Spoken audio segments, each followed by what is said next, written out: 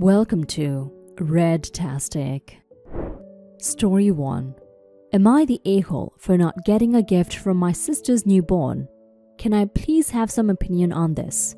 I was on honeymoon when my sister gave birth to her second child.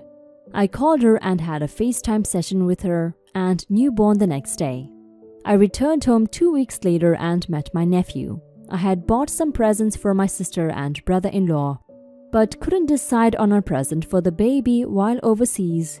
But didn't worry about it that much, as I didn't think it was a big deal. My sister and brother-in-law are very well off, have lots of possessions, toys, etc., plus hand-me-downs from child number 1. So I didn't think they would miss a gift. Fast forward 2 weeks and my dad tells me my sister has called him complaining to him about 15 times that I haven't brought a present for my nephew. I was really shocked when I heard this, as I've been visiting regularly, helping look after her 2 sons, both under 2 years, so she could have a break. She's apparently upset with me for my lack of gifts both now and with child number 1. Apparently, I should be bringing gifts over every 3 visits. My parents want me to get him a birth gift. He is now 4 weeks old. To add to this, I'm the godmother, so apparently I'm required to spend up to $500 on a christening gift. When did showing love to a family member mean spending money? I like to think that the time I give is more important. Am I the a-hole for not showing up with a present? Edit. I got upset with my parents for telling me. Wish they had kept it to themselves so I didn't have to question whether I'm a bad person or not. I have offered to spend every Thursday afternoon with her to help with a toddler who gets bored and destructive when he's inside all day with mom and newborn. To top it off, I was over hers last night, holding the crying baby in my arms for an hour while she cooked dinner. Then I heard from my dad that she called him 6 times the next morning to complain about the lack of gift. I know with my sister that her love language is gifts. She's pretty materialistic. I'm more into spending time and sharing experiences. I don't know how to communicate this to her. We are Greek, so buying a $300 gold cross or an exorbitant christening outfit is typically expected of the godmother. Last edit. I'm babysitting her toddler tomorrow for 2 hours before she goes out. I'm going to sit down and talk to her about how it made me feel that she didn't just talk to me outright about the gift issue, if it upset her so much. Let's hope it doesn't result in more arguments. I'm going to try to be as non-confrontational about it as possible. You're not the a-hole, OP. Your sister is not an a-hole for wanting a present, especially if she's as materialistic as you say she is. But she is an a-hole for being so upset about it, and for calling your parents to tell on you instead of just asking you directly. And she shouldn't even be upset about the gift, especially if you've been there taking care of the kids like you said. She should appreciate you for doing all of that. I hope your conversation with her goes well. I'm sorry you feel like a bad person because of this. Trust me when I say that you're not. Now for some comments. Not the a-hole. My sister had 3. I bought number 1, a Sophie giraffe when she was born. The other 2 got balloons. Newborns are basically potatoes that cry and poop. If they have all the baby crap, then your sister doesn't need a gift because honestly, that's who baby gifts are for. Newborns don't care what they wear and are too small to play with. As for the godparent gift, that's insane. Who does that? I'm godmother to number 1 and I spent $50 on a little cross necklace because she was a baby. What in each does a baby need that costs $500? Not the a-hole. And seriously, where did the gifts every 3rd visit idea possibly come from? It's absurd. Especially if you frequently spend time with them. You're an involved aunt. They should be appreciative of that. Not upset that your time doesn't come with material goods too. And $500 for christening? What the heck does a baby need for that amount? It's traditional for godparents to buy the outfit and maybe a cross. But there is no minimum gift amount. Frankly, your sister sounds kind of selfish and entitled. Not the a-hole. your sister sounds like a momzilla. It's reasonable for you to get one small birth present for the baby. It's not reasonable to expect you to bring presents every third visit. That seems like a ridiculous rule. It's also not reasonable to expect you to shell out $500 for the christening. Is it too late for you to decline the honor of being a godmother? It sounds like your sister is very entitled and trying to bully you to get away. It's time to tell your family that you don't want to talk about your sister. It's time to tell your sister that if she has anything to say about you, she can say it to your face, not behind your back. Story 2. Am I the a-hole for not consulting my roommate about some of the things I do at the dorm? Hello, I posted here before about this girl before because she used to constantly have the heat on in summer. We got that worked out, but now everything else is a problem. I just started college as a freshman at an art school, and they gave us the option to join dorms that had our interests and find people to live with who are like us. Our dorm is like an apartment, with 2 rooms that 2 people share.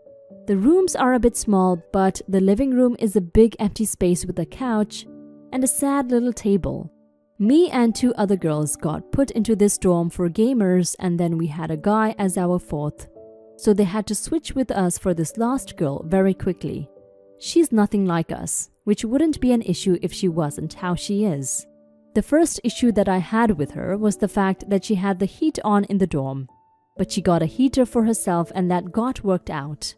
The school has a wall in each dorm that they specifically let us draw on. It's strange, but I like it. The 3 of us are illustration majors while this girl is a photography major. We started drawing on our wall, and this girl made a fit about it, saying how we didn't ask if she would be okay with it. She had a meeting with us where she complained that we made the living room a gaming room because my roommate brought a monitor out and plugged in my Switch and we played Super Smash Bros. One night. It was super fun to me. This girl has had friends over but complains when I have mine over. And I heard her talking to her friends about us. I have a class with one of her friends and he just kinda gives me weird looks the whole time. When me and my roommate were walking, her friends were sitting on a bench talking, and when we walked by, they all stopped talking and gave us weird looks again. She's vegan, and yesterday sent a long message about how when she make meat, we need to clean extremely well for her, in the kitchen and stuff, which I understand, but it was just so annoying how she wrote it. Well, last night I bought a fluffy black rug for the living room in our dorm. I thought it would look nice because of the big empty space. This girl went off. She said black is ugly and hides dirt, and I should have consulted everyone when getting a rug. I got this rug because me and the other 2 roommates went to Target and she didn't want to come with it. And when we saw rugs, we thought it would be cool to get one for the living room. When I was out, I picked one up with everyone's happiness in mind. I told her, nobody consulted me over the dish soap and left. That was probably a bad thing to say, but I was mad and sad. She sent me a long text this morning about how I'm nasty for the soap and the black rug and immature and all these things. I'm just hurt honestly, but maybe I'm the a-hole and she's reasonable. Am I the a-hole? Update. I walked into the living room yesterday with the rug rolled up in a ball, so I just decided to put it in a corner as I didn't want to cause more drama. I sent her a message apologizing and asking if we could talk like adults. And she's been blatantly ignoring me and being very friendly in our roommate group chat as well as to the others in general. It's hard to just let this go, as it makes me feel like trash. I genuinely miss living alone. Edit. I emailed the RA for my floor and he and I talked about the issues I was having. Hopefully we'll have a dorm meeting with an RA to help, and if she wants, there's an option for her to move to a different dorm. You're not the a-hole OP, but looking at it from the girl's perspective, I see how you might be. However, this still doesn't excuse her behavior of blatantly ignoring your apology instead of being mature about it and offering hers too. I think that's the thing that's missing here in all of you guys, maturity. These issues are so simple that talking about it together can easily fix it. I hope the RA is able to help you guys see eye to eye or set out rules that work. I'm sorry you're sad. Don't worry too much about it. You are not the a-hole. Now for some comments. If your RA says that, then they're not doing their job. The RA is meant to help with situations exactly like this. If, however, the RA does that, then go over their head and speak to housing, residents, whatever your school calls it. And also start documenting everything for evidence. Whether you take pictures or screenshots or just write down in a journal, on X day, roommate said Y and did Z, etc. It may come in handy, and it's one thing I really wish I did when I had trouble with my first roommate. Some people are just difficult. To be difficult, do not change your behavior to suit them. You can encourage them to participate in your college experience, but if they can't, you will not change them. Ask her to show her work on your walls. Too often a person with talent or lack of will get weird, or wired and unaccepting of any solution. I went to an art school myself. Some people are either so talented they feel they are above everyone else, or they feel that no one understands it. Of course, she could be an a-hole. It happens. Go through your school and see what they do, but do not let this one person make your experience there less than it can be. This is such a classic freshman in college drama, LOL. This girl was apparently put in a dorm with people she didn't share interests with, which means she probably feels like the odd one out, and that is not helping her transition. A rug is a pretty big purchase to make without consulting all roommates, and as someone who had a fuzzy rug as a freshman in college, they're gonna regret that once they realize how hard it is to keep clean and looking nice. A rug also isn't equivalent to dish soap. Everyone here just needs to go to the RA and set up a mediated meeting and work it out like the budding adults they are. Story 3. Am I the a-hole for asking my stepdaughter not to call me dad? My stepdaughter, Mia, is 13. I've been in her life since she was 3, so she's always known me. She was raised to call me Ben. She has an awesome relationship with her biological dad. I mean awesome. Her parents split up mutually and there was never any bad blood. She's always encouraged Mia to stay close to her dad. We all live super close by, and it's basically up to Mia on any given day where she would like to stay, so she is in close contact with everybody. My relationship was always set in stone that I wasn't a parent. I was and am just the partner of her mom. This was discussed by my mom and Mia's dad when I entered their lives. As such, I don't discipline Mia beyond what an ordinary adult would do. I am there to be present force who loves her, not to be a parent. It works very well for all of us, and she is a loved little girl. Lately, she has been calling me dad. I was surprised at first, very surprised in fact. And first, I was proud and happy.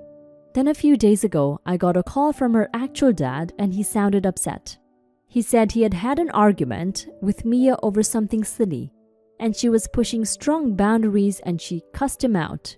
He appropriately disciplined her and she told him he was a shitty dad. And I'm her real dad anyway. I had a sit down with Mia with her mom present and spoke to her about it. She tearfully admitted she wasn't sure if she felt that way. When we asked why, she said because he is strict and I'm not. She might love me and I love her, and she might have disagreements with her dad, but she is also a complete daddy's girl, and they two are thick as thieves.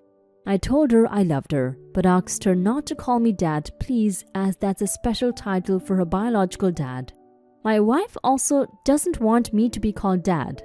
I jokingly said she could call me her personal advisor if she liked, or her very own humble assistant. And she immediately brightened at that.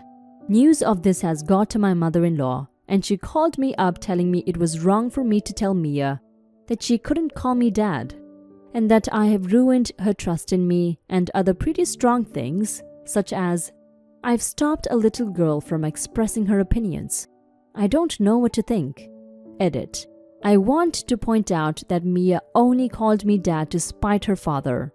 She has since admitted she'd rather not call me dad, to those telling me that my mother-in-law was right and that she doesn't trust me anymore. I can only say, judging from how she's behaving, she's just as happy and settled as she usually is. Now for some comments. Not the a-hole. I read the title and braced myself for the worst, but it took quite a turn for the positive and it made my day. You're such a sweetheart, and it's amazing that you are so understanding of both the girl and her father. I think you did the right thing, but maybe you should talk to her just to explain why she shouldn't call you dad. You're doing an amazing job. Keep doing what you do. You really made my day with this post. No a-holes here. Yeah, this is a tough one. There are equal points to both sides, but you did what you thought was right. Now, I have a stepfather who raised me since I was also 3, and I have always called him dad. Even in front of my blood father, I call him dad. Me and my father are very close too, however, but my stepdad raised me. If I have any advice, it's to let her choose what she wants to call you. I wouldn't be placing restrictions on it. If you absolutely have to, have a talk with her biological father and level with him and just tell him it's nothing personal and you didn't choose it yourself, but you're going to let her call you what she wants to. Just my 2 cents. I have no judgment, but your relationship and family dynamic doesn't really make any sense and concerns me. You've been in your stepdaughter's life for a decade, yet you tell her not to call you dad. You are a stepdad though, and I'm wondering if she won't call you dad or pops or any other name for dad, because she's been conditioned not to growing up. Your dynamic doesn't sound right, and having you as an uncle or a brother instead is more creepy than anything. Do you honestly not think this dynamic is out of the ordinary? I suppose that's not bad, but it's uncomfortably odd to say the least.